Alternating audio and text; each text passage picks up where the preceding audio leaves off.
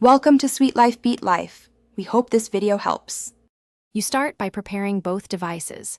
Charge the Go Air Pop above half so pairing is stable, and open your laptop's Bluetooth settings now.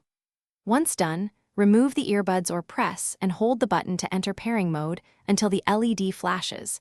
This tells you the earbuds are discoverable. Make sure your laptop's Bluetooth is turned on and not in airplane mode.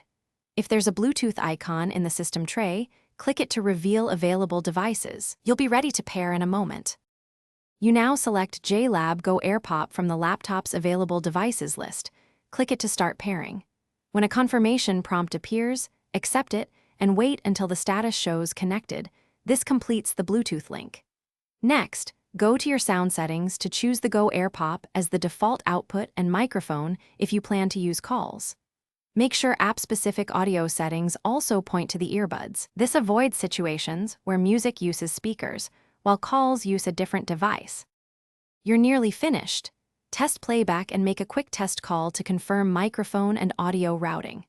If the laptop can't find the earbuds, reset the Go Air Pop by holding the button about 15 seconds to clear previous pairings, then retry pairing. If audio is low or drops, remove the device from the Bluetooth list, restart the laptop's Bluetooth service or driver, and pair again. One key tip: proximity matters. Keep the earbuds within 3 feet during initial. Thanks for watching. Consider subscribing if we helped you.